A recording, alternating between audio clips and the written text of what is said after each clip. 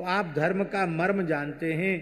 यदि आपकी श्रद्धा हो तो हम भोजनार्थियों के लिए थोड़ा सा भोजन दे दीजिए।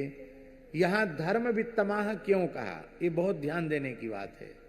धर्मवित्त, धर्मवित्तर, धर्मवित्तमह, धर्म के ज्ञाताओं में जो सबसे श्रेष्ठ हो उनको धर्मवित्तम कहते हैं। इसका आशय यह है कि धर्म का सार, सर्वोपरि धर्म का सिद्धांत यही है, भूखे को अन्न देना, प्यासे को पानी देना।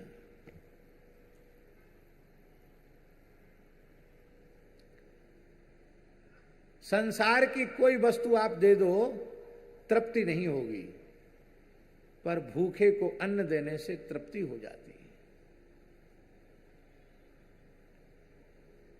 आप दक्षिणा दो, कितनी दोगे, तृप्ति होगी? महापूरन कोई नहीं कराता दक्षिणा से। लड्डू से महापूरन, कचौड़ी से महापूरन, गुलाब जामुन से महापूरन। दक्षिणा से कोई महापूरन कराने वाला माई का लाल पैदा ही नहीं हुआ। कौन कराएगा? कई बार हंसी आती है कि दक्षिणा बढ़ती रहे तो सवेरे 6 बजे पंगत बिठा दो और शाम तक सब बैठे रह जाएंगे दक्षिणा लेने वाले, हाथ नहीं धोएंगे, बस लाइन लगी रहनी चाहिए दक्षिणा देने वालों की। पर अन्न ऐसा है कि अमीर हो, गरीब हो, कैसा भी व्यक्ति हो, तृप्त होकर जब भोजन कर लेता है तो कहता बस अब तृप्त हो गए, पूर्ण हो गए, अब हमें कुछ नहीं चाहिए। तो अन्न तृप्ति कारक है। अन्न देने वाले को प्राणदाता माना गया। अन्नदः प्राणदः प्रोक्ता, अन्न देने वाला प्राणदाता है। इसलिए अन्नदाता को भी धर्म पिता का दर्जा दिया गया है। भूखों को अन्न खिलाने वाला धर्म पिता है। जितने भी दान पुण्य हैं उनमें विचार है, पात्र का विचार है। यदि अपात्र को दान किया गया तो वो दान व्यर्थ हो जाएगा। केवल अन्नदान ऐसा है जिसमें पात्र अपात्र का विचार नहीं है। जो भी भूखा मनुष्य है वो अन्न का अधिकारी है। किसी जाति का, किसी मत का, किसी पंथ का व्यक्ति हो, स्त्री हो या पुरुष, जो भूखा व्यक्ति है वो अन्न का अधिकारी है। संत मलुकदास जी ने तो भक्ति की सरलतम परिभाषा प्रस्तुत की है। वे कहते हैं भूखे ही टूका, प्यासे ही पानी, यह भगति हरि के मन मानी, यह भगति हरि के मन मानी। एक जगह कहते हैं मलुकदासी, 3 लोक में सार है, टुकड़ा अरु पानी, कह मलूक ते तर गए, जिन यह मति ठानी। सेवा का व्रत जिसने ले लिया वे भव सागर से पार उतर गए। हमने कितने लोगों को देखा, अपने एक बेंगलोर के सज्जन हैं बजाज जी, उनकी फैक्ट्री में जितने काम करने वाले सबको निःशुल्क उत्तम से उत्तम भोजन। और ऐसा नहीं, बिल्कुल जगन्नाथ जी विराजे हैं, बड़ी पवित्रता से सुंदर प्रसाद बनता है, भोग लगता है और सबको भरपेट खिलाया जाता है। और केवल कर्मचारियों को नहीं निःशुल्क भोजन है, उस संस्था में कोई व्यापारी आओ, कोई व्यक्ति चले आओ, सबको भोजन है। और जब से उन्होंने भोजन का काम शुरू किया तब से भगवत कृपा से अन्नदान की महिमा से काम बहुत आगे बढ़ गया। बनारस में नारायण जी जानते हैं, जालन जी के यहाँ चाहे जितने लोग आ जाएं सबको भोजन की व्यवस्था है।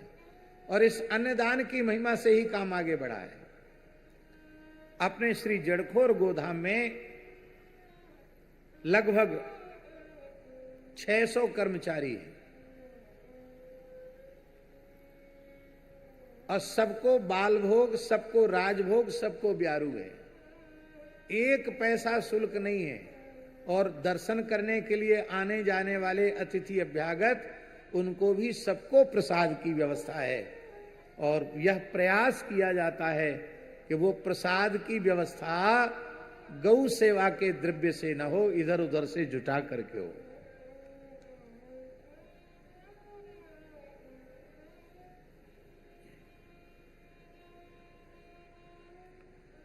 श्री अनंतदास जी जानते हैं, इनके पूज्य सदगुरुदेव भगवान जब तक श्री गोरेदाऊ जी में विराजते थे,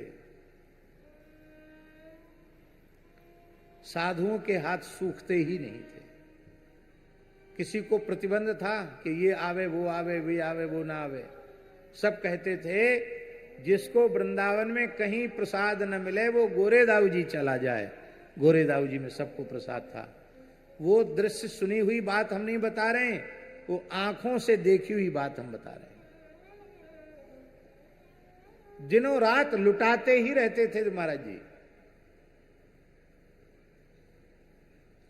अपने राम एकादशी परिक्रमा करते हुए जाते तो जानकर दो जगह जरूर जाते। एक तो पूज्य बाबा श्री मथुरादास जी भक्तमाली जी के यहाँ, और एक पूज्य गोरेदाऊ जी वाले बड़े महाराज जी के पास। श्री मथुरादास जी भक्तमाली जी के पास जाते, वो पहचानते थे कि पंडित जी हैं, भक्तमाली जी के पास रहते, उनके शिष्य हैं, बहुत प्रेम करते थे। तो एक कुल्हड़ पंचामृत एकादशी को और एक दोना में फल, तो उस लोभ से जाते थे वहां। और फिर जब पूज्य श्री गोरेदाऊ जी वाले बड़े महाराज जी का दर्शन करते तो ऐसे नहीं, ऐसे थैला से भर के मेवा देते थे, रास्ते में खाते थे और फिर वहां सुदामा कुटी तक लेके जाते थे। और केवल हमको नहीं, सबको बांटते थे वो। जिस कमरे में महाराज जी का आसन रहता था उसमें आधी जगह तो प्रसाद में घिरी रहती थी। ऐसा है कि नहीं? और बाबा के जीवन में भी जो कुछ है वो हम जानते हैं, वह केवल इनके सद्गुरु भगवान की कृपा का परिणाम है। उन्होंने फकीरी सिखा दी, फकड़ी में क्या आनंद है वो सिखा दिया। ये जो बाहर इनका स्वरूप है वो अलग है, और भीतर इनका जो स्वरूप है उसको थोड़ा थोड़ा हम जानते हैं। पूरा या तो ठाकुर जी जानते होंगे या इनके पूज्य गुरुदेव भगवान, बाकी थोड़ा थोड़ा हम भी जानते हैं संतों का स्वरूप कैसा होता है।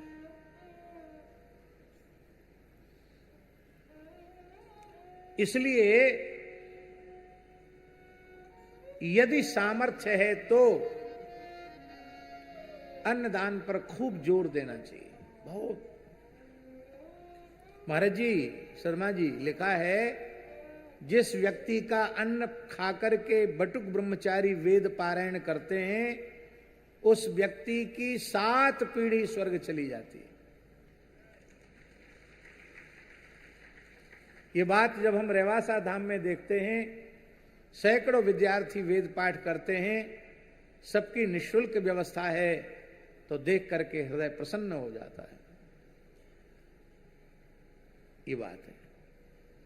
तो धर्म वित्तमा, धर्म का सार ये है भूखे को अन्न देना।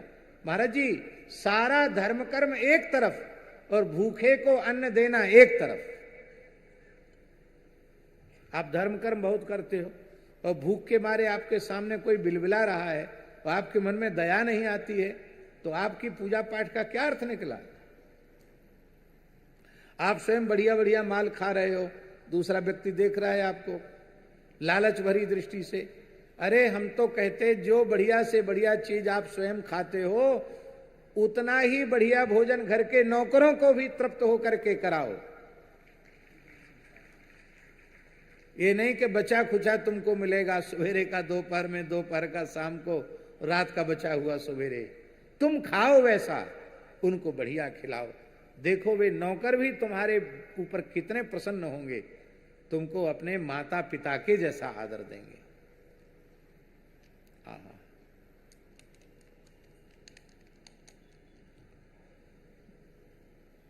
मुसलमान फकीर आया मलुकदास जी के पास, वह उनके चरित्र में आता है। बोला बाबा हमको कुछ उपदेश दीजिए। बाबा बोले जो भूखे को अन्न खवावे, जो भूखे को अन्न खवावे, सो खिताब साहिब का पावे, सो खिताब साहिब का पावे। जो प्यासे को देवे पानी, जो प्यासे को देवे पानी, बड़ी बंदगी मोहम्मद मानी, बड़ी बंदगी मोहम्मद मानी। मोहम्मद साहिब, तुम जिस मत को मानते हो तुम्हारे पैगंबर का भी मत यही है, भूखों को अन्न दो, प्यासों को जल पिलाओ।